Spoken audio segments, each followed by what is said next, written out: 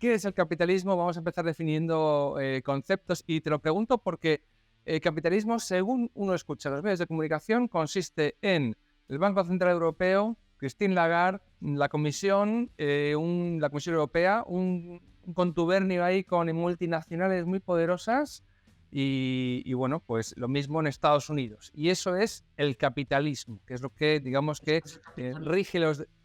Dime. Pues el capitalismo realmente existe, si quiere llamarlo así, pero no es el sistema capitalista tal cual está diseñado. Es una especie de contubernio entre un Estado y una especie de empresas que se apoyan en él o que obtienen terceros.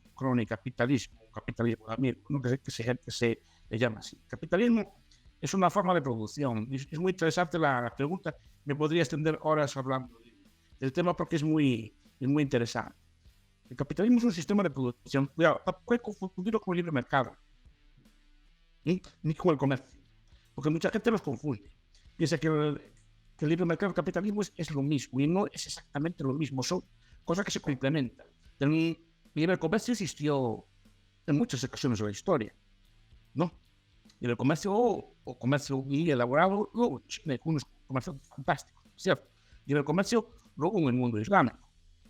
Y con unos comerciantes fantásticos. Con un comercio luego en Grecia, Atenas, luego en Roma. Roma tenía banca, tenía comerciantes. Llegó, si no recuerdo mal, estoy hablando de memoria, creo que los romanos llegaban a comerciar con la India. Tenían alguna forma de comercio, de transporte a través de Arabia con la India o con, no sé si incluso con China. Ya estoy hablando, no sé si estoy hablando de memoria. Pero es decir, que es una cosa, es un invento que el comercio que no es nuevo. El comercio es algo que es natural. Bueno, es bastante frecuente. Pues un intercambio de cosas pues, para mejorar su situación, ¿no? Y el intercambio entre países y eso existió muchas veces, muchas, aparte de la actual, hubo algunas globalizaciones a menor escala, de otra forma, pero eso no.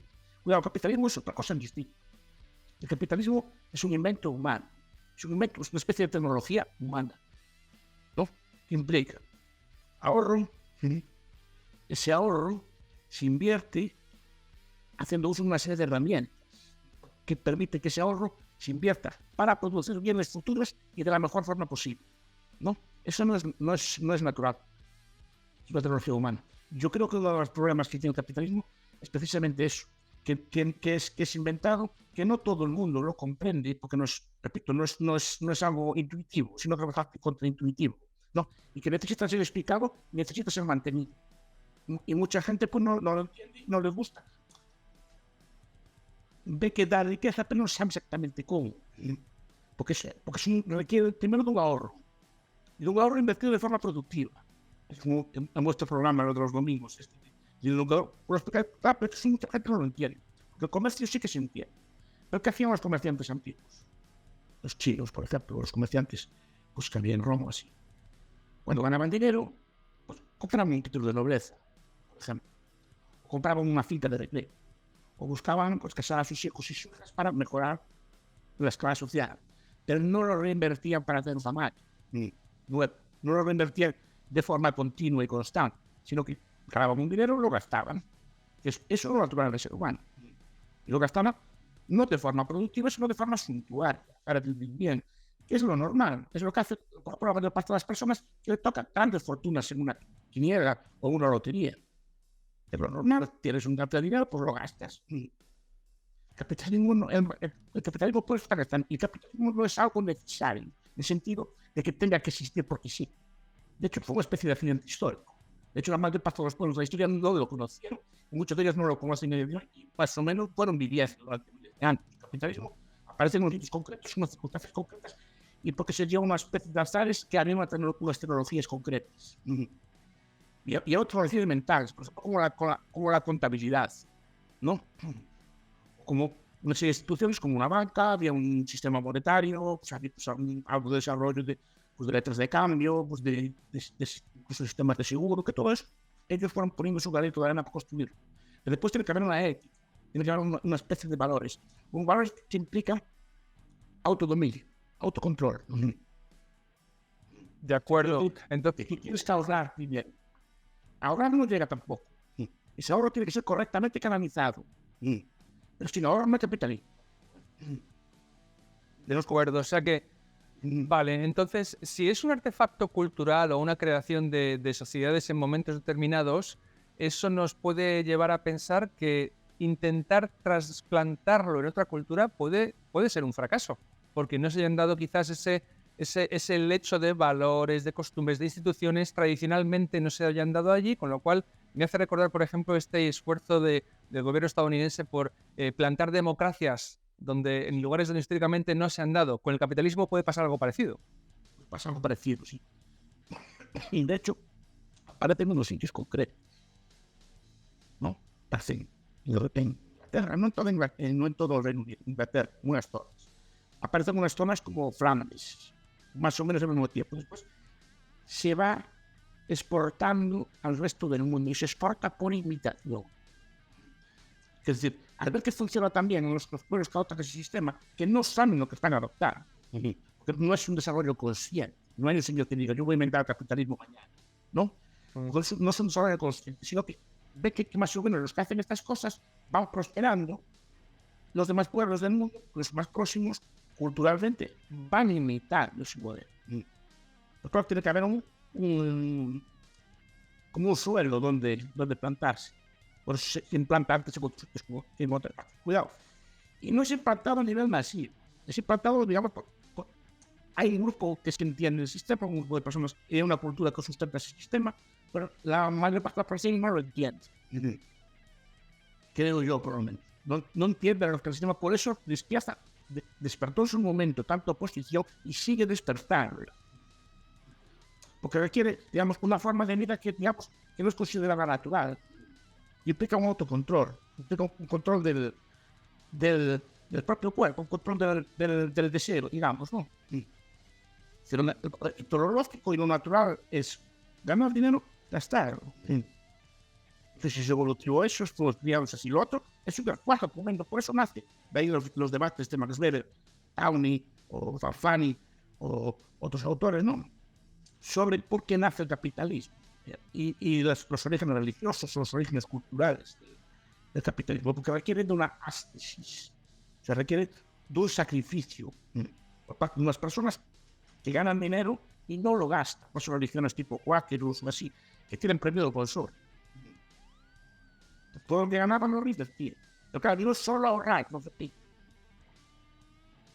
Claro. Puede ahorrar dinero, no, y irse a una playa y pasar el día muy legítimo. Y como usted ganó dinero, lo ahorró, y ahora lo gasta en vacaciones, lo gasta en una playa, y sin hacer nada, puede financiarlo. No hay nada de malo en eso. Lo raro es que usted gaste ese dinero en vez de una playa y hacer una máquina. Y eso no es fácil de ver. Desde luego. ¿Tú estarías de acuerdo en que, bueno, pues no sé, la ética protestante favorece la aparición del capitalismo o no tiene tanto que ver con el protestantismo, sino que puede también el catolicismo, por ejemplo, haya podido dar entornos culturales donde el capitalismo ha arraigado igualmente? Sí, los confucianos, por ejemplo. También. Pero a día de hoy yo creo que son más capitalistas los católicos que los protestantes. Sí. De hecho, el nivel de vida los pueblos de Europa, si no son más ricos, no desmerecen los protestantes para nada. Y solo hay que comparar, por ejemplo, los alemanes, la protestante y la católica, no, bueno, la Suiza católica protestante, o por ejemplo, los irlandeses. Porque el protestante no desmerece para nada. Lo que requiere es un sistema de valores, ¿no? Que, digamos, te restrinja el consumo. Porque no gastes todo ahora. Y eso creo que te haga un ser, pero para esto tienes que ser continente, ¿no? Tienes que dominar un poco tus pasiones. De acuerdo. Y también supongo que hará falta una estructura de banca, es decir, lugares donde se pueda acumular y guardar ese ahorro, intermediarios de crédito que lo vayan a canalizar a quien lo necesita. Te lo digo, profesor, porque aquí en Value School tenemos un proyecto hermano, que es la Fundación Open Value, que trabaja en África, y un problema importantísimo en países pobres de África es que eso no existe. Entonces, esa acumulación y ese traslado del crédito del ahorro a quien lo necesita no se da, con lo cual no hay prosperidad. Ese sistema capitalista está, digamos, capado desde el comienzo. Claro, no, es que tiene que haber todo, no es solo el ahorro tampoco, como dices. No es solo el ahorro tiene que ser correctamente canalizado. Esas instituciones en Europa no existían, pues legado del derecho romano, legado cultural de otros pueblos, de los árabes también, etcétera, pues hubo un legado de cultural que, por ejemplo, nos lleva, pues, que teníamos sistemas de seguro medieval, había un sistema de contabilidad, inventado Luca Pacioli, Luca Pacioli, sí. monje católico, había sistemas de comanditas, de seguros, etcétera, y había cierta tolerancia con la usura, se puede prestar muy interés, es que el interés es un precio vital, es un precio que nos permite calcular inversiones a futuro. O sea, todo eso combinado en algunos sitios del mundo dio lugar a eso. Es que ese debate se dio en la historia económica, por ejemplo, como el debate de lo que se llama la gran divergencia, ¿no? Porque Europa y China, que siempre estuvieron al mismo nivel, incluso muchas veces en muchos episodios de la historia siempre estuvo China un poco por delante de Europa, porque a partir del siglo XVI Europa, digamos, duplica o duplica a China, porque China quedó estática y Europa empezó a usar sistemas capitalistas. De hecho, claro, como el siglo XVIII o XVII y XVIII estaban empatados China y Europa a nivel de red. A ver lo que dicen los historiadores, los Pomeranz, por ejemplo, o Anders Guter Franco. Muy interesante. Explicar que ese sistema solo se da aquí. Además, también existirían, entiendo yo, instituciones como, voy a enumerar unas cuantas, los contratos y el cumplimiento de los contratos. También existirían, por ejemplo, registros donde se dé fe de que esa propiedad es de quien la ostenta y que puede hacer con ella lo que haga falta. Es decir, todo eso existía en China también. Y los chinos tenían una ideología, por ejemplo, de libre cambio. Yo me gusta leer así libros chinos, así antiguos, pero poco que está traducido. Y había escuelas de libre comercio. Cuidado, no de capitalismo, de libre comercio. De acuerdo. La virtud del comercio y este tipo de intercambios, la propiedad privada, este tipo de cosas existían en muchos sitios. Porque no existió esta mentalidad de ahorrar y no gastar, incluso no gastar el beneficio. De acuerdo. Y creo también en este marco que estamos describiendo, evidentemente son sociedades donde todavía no hemos introducido al Estado.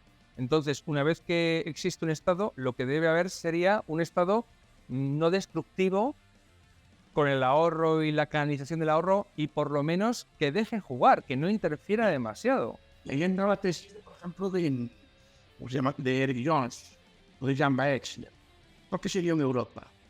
Porque en Europa no había un Estado, había 100 Estados. Es decir, si un Estado reprimía el comercio, había otro que podía elaborar, por ejemplo, los Países Bajos. Competían entre ellos. Claro, entonces no había... Los emperadores romanos, cuando había una invención, todavía esa leyenda, ¿no? Le vinieron con una máquina que ahorraba trabajo o con una forma de cristal nueva y mandó que destruyeran la máquina que ejecutaran al inventor. Decía, porque eso quitaba trabajo. Pero cuidado, el emperador de Roma podía hacer y aplicarlo en toda Roma. Entonces nadie levantaba la cabeza. En cambio, en Europa no había un emperador de Europa que pudiera hacer eso. Entonces, si alguien inventaba una cosa que funcionara así, digamos que no había forma de ahogar. Porque los estados, repito, los estados ni la religión no son conscientes de esto, porque no hay una teoría a esto. Hay teorías del cambio, pero este sistema es nuevo. Lo que pasa es que el Sáfico se reveló como enormemente productivo y los reyes también vieron que ahí podían sacar dinero, porque si el pueblo era rico, yo también soy rico como Estado, efectivamente, el Estado británico, etcétera, estaba muy rico, y después de ahí desarrolló una gran capacidad de construir imperios o de conquistar tierras, porque tenía recursos de hambre. Porque en un pueblo rico pudo conquistar otras tierras. ¿No? Los instrumentos del imperio. Es muy, muy interesante, ¿no? Sí, también supongo que necesitará el capitalismo para prosperar una sociedad donde, por ejemplo, los empresarios sean ensalzados en lugar de vituperados o vilipendiados. Y te pongo el ejemplo de Estados Unidos, donde personas ilustres pueden ser pues un Mark Zuckerberg con Facebook, un Bill Gates, un Steve Jobs, un Jeff Bezos. Es decir, el empresario se ensalza y es un personaje al que uno aspira a imitar, o una gran parte de la población. Otras sociedades, y tenemos una muy cercana, la nuestra no precisamente se ve con buenos ojos a los empresarios, es todo lo contrario. Eso deberá influir seguramente. Bueno, supongo que son factores históricos. Werner Sombra de estas cosas, porque no es el turismo en Estados Unidos, por ejemplo, entre otros autores, ¿no? Pero, a ver, y los de aquí tienen cierta razón. A ver si me explico. Dime. La riqueza en España o en los países europeos, en muchos de ellos, es una riqueza parasitaria, ¿no? El rico normalmente era rico porque no por emprendedor, sino porque tenía algún tipo de contacto con el Estado, directamente porque era un señor feudal, un Estado que extraía rentas directamente de la gente. Pues el rico no se veía como alguien que emprendiera, que hiciera cosas, sino que obtenía una posición de monopolio, entonces era el monopolio de la sal, tenía un monopolio del tabaco o de cualquier cosa que se le diera un monopolio, de los naipes, ¿no? Que también fue un monopolio en su momento. No tiene los primeros. Digo, tenía ese monopolio o tenía rentas, porque era lo que podía venderlas y tenía una renta. O tenía directamente, la renta directamente del tributo. Claro, es fácil ver que el rico, en la mentalidad colectiva, se ha visto como alguien que obtiene sus rentas de tal tipo de ecuación, pero claro, no está bien visto. Y de hecho, sí que está bien visto por lo que decías al principio. Es decir, porque aún hay muchos empresarios que obtienen sus rentas de monopolio que les da el Estado, incluso países nuestros, ¿no? Y es muy difícil distinguir un empresario que obtiene sus rentas de un monopolio, de una licencia, alguna patente que le da el Estado de ser el único o que restringe la competencia, de un empresario normal, que vende tomate frito, que vende ropa, que vende zapatos o tiene supermercados, por ejemplo, ¿no? Y imaginarnos, dice, si es rico algo haría. Porque es muy difícil, está muy encardinado en nuestra cultura. Y a veces, cuidado, es muy difícil distinguir uno de otro. Sí. No todos los empresarios que hay en España obtienen sus rentas. Desde luego. Hay que decirlo también. Desde luego. Por ejemplo, empezando por la banca. Desde luego, es verdad. Y también una idea que a mí me llama la atención últimamente, hay una especie como de se ha revitalizado el ataque o el cuestionamiento de la propiedad privada. Hace poco escuchaba ayer un anuncio que decía que en los jóvenes el día de mañana no tendrán nada y serán felices, ¿no? Esa idea de que tú tranquilo, que otro te lo va a dar y dices, pero bueno, y el que tenga, por ejemplo, lo vemos ahora con los pisos en propiedad, ¿no?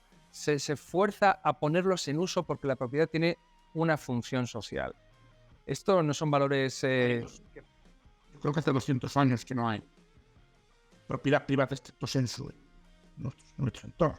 Pero está claro, se incorporan todas las constituciones del mundo occidental, que es la Constitución Suprema de la Propiedad. La propiedad romana sí que es estricta, ¿no? Yo soy tercio, yo soy fuente, yo soy autor, ¿no? Derecho de uso, derecho de fruto y derecho de uso, ¿no? Hoy en día no. Si tiene una propiedad, pues la pueden expropiar. Le pueden expropiar bien la propiedad, fijando el precio que exige la administración, porque es interés social o lo que sea, o privándole de sus usos. Pues no le puede poner usted más alturas que una casa, no puede reformar su piso, incluso no puede pintar lo que quiera usted, ¿no? Y pues en su edificio no puede hacer cualquier cosa, sino que está casado, ¿no? Y las cosas que puede hacer en su edificio, pues, describan de buena parte de los usos, como por ejemplo los restaurantes y cosas por el estilo, pues le dice que se puede fumar, tiene que guardar esa distancia, ese tipo de cosas, ¿no? Pero lo que no es mío, no en su negocio. Conectarle. Va expropiando poco a poco, entonces no hace falta que lleguen estas leyes de emergencia que se discuten ahora, ¿no? Sí, claro. Claro, sí. No lo quiera Dios, si se muere, claro. el Estado le toma rescate, le coge su propiedad y dice a sus herederos, si la queréis coger, tenéis que pagar. O es mía. Sí. Absolutamente. Te lo comento porque al hilo de este cuestionamiento de la propiedad también ha surgido el cuestionamiento, por ejemplo, del beneficio de lo que uno se gana con el trabajo, ¿vale? Con el fruto de su trabajo. Mira, te digo, hace poco un amigo me recomendaba leer un libro de Michael Sandel, este profesor de filosofía de Harvard, que discute el mérito, que uno se llegue, los ciudadanos, uno que discute que uno pueda llegar a merecerse algo, por mucho que lo haya ganado con su propio esfuerzo, y no tenga legítimamente una deuda con la comunidad que le pueda exigir, no señor, tú tienes una deuda que pagar y tenemos todo el derecho del mundo, moralmente incluso, a reclamar lo que consideremos justo de eso que tú has ganado, porque además plantean que quizá muchos jugadores en este juego de la riqueza vienen con una especie de desventaja por esta lotería universal genética que le da un talento particular. Eso es, hay que igualar. Es que el mérito, el libro es muy interesante, y tiene muchos temas para discutir, que es muy interesante, ¿no? Sobre lo que merece ser leído y ser discutido, pero merece ser leído, que no es un libro para nada estúpido, es un libro muy bueno, ¿no? Muy bien. Lo leí hace poco, además. Ahora, voy a decir que incluso parte del concepto de mérito es también en buena parte de edad. Es decir, que tiene un carácter que es perseverante, que es trabajador y así. Hasta qué punto no es fruto de una especie de lotería. Él tampoco es que proponga la nacionalización de los bienes, sino más bien lo que critica es la meritocracia, ¿no? Diciendo pues, que todo tiene que ser regido por el mérito. Eso yo con un señor hace mucho tiempo que se llama Charles, un libro muy interesante, el autor de la meritocracia. Diciendo, como una sociedad que sea por mérito, señor, está mucho más cruel. Y que el mérito, estricto sensu, hay algo de mérito, pero hay algo que también, repito, usted tiene un carácter, que es, todos los caracteres tipo comercial, donde se diga que es de perseverancia, de diligencia, tal. ¿Hasta qué punto ese carácter suyo es una lotería o es algo que usted formó? ¿No? Supongo que habrá de las dos cosas, ¿no? Creo que es muy difícil, y es muy interesante el libro por eso, ¿no? Y en unas cosas concuerdo con que la idea del mérito, de que todo tiene que ser por mérito, es una cosa que bien llevada a cabo sería una situación muy cruel. Pues las clases dominantes en este tipo de expresión cierto lo merecían. Y el que está abajo está porque no lo merece. Y eso es muy difícil de llevar. Vale, bien, yo lo entiendo y te planteo lo siguiente a continuación. El sistema capitalista, y me corregirás si me equivoco, por favor, lo que intenta es, has comentado al principio que es un sistema de organización de la producción. Vamos a asignar los recursos escasos de la sociedad, que siempre lo son, a los fines más valorados y dentro de los fines a los productores mejores, más eficaces y más eficientes, con lo cual ahí hay una idea de mérito implícita. Sí, no, está claro. El problema es también determinar si tu intuición, porque no remunera lo más eficiente, necesariamente, remunera hacia las necesidades de los. Es decir, yo puedo ser muy eficiente. Muy bien. Fabricar cintas de cassette, que por muy eficiente que sea, no te saque menos eficiente, pero que fabrique pendrives, me va a ganar. Entonces es algo como intuitivo también. Aparte que tiene unas dotes también, de trabajo, de diligencia, de seriedad, de puntualidad, ¿no? Ese tipo de virtudes que se llaman burguesas, ¿no? Claro, te lo digo porque parece que es lo más lógico. Asignemos el recurso al mejor productor, al que produzca mejor lo que más valoremos los demás, y evidentemente ahí se produce esto que también achacan del darwinismo social o la destrucción creativa de la que hablaba Schumpeter, y muchas personas críticas con el capitalismo lo tachan de injusto. No es injusto, es que la vida es el problema de la justicia cósmica de la que habla Thomas Sowell, ¿no? El mundo es justo. Sí. A un mundo totalmente igual sería un mundo justo, no habría sanos y enfermos, ¿no? ¿No? Entre otras muchas cosas. Factores que son irreductibles. Digamos que este sistema, no sé si es justo o injusto en el sentido cósmico. Yo luego no lo veo justo en el plano moral. Pues, es el que conduzca a cosas. Pero digamos que está asignando los recursos a la persona que mejor acierta, que mejor sabe producir la gente de mano. Y es un proceso continuo. Efectivamente, un proceso en que hay, bueno, entre otras cintas de cassette, las cintas de cassette desaparecieron. Casi desaparecieron. Y fue culpa de alguien, no los consumidores, igual que muchas redes sociales tienen su auge y desaparecen, ¿no? Pues algo semejante, pero no es injusto. Claro, pero crea ganadores y perdedores, ¿no? Por ejemplo. Muy productivo, lo estamos diciendo. Crea ganadores y perdedores. Sí, a ver, perdedor en ese sentido no es como una carrera. Que ganamos solo. Que podemos ganar más o menos todos y más o menos lo que está pasando. Uno gana más que otros. Yo creo que lo bueno del sistema capitalista, yo por eso lo decía, porque es el sistema en el que los pobres están mejor. Mira lo que estoy diciendo. No me preocupa especialmente, digamos, los ricos, pero es un sistema en el que, por lo menos las masas, la gente más pobre, pues va lentamente mejorando. No sería todo lo rápido que se lleva esa vez, pero eso es un sistema mejor que toda un millón de personas del mundo. Porque también, como si alguien estudia historia económica, sabe que las masas, por ejemplo, de Carlos de Porra, no la historia económica de la Europa medieval, o cosas como vivía la gente antiguamente, no la historia económica de Europa. La gente vivían miseramente, vivían muy poco tiempo, trabajaba casi todo el día, el 90%, si no recuerdo mal, para comida, desde lo que ganaba.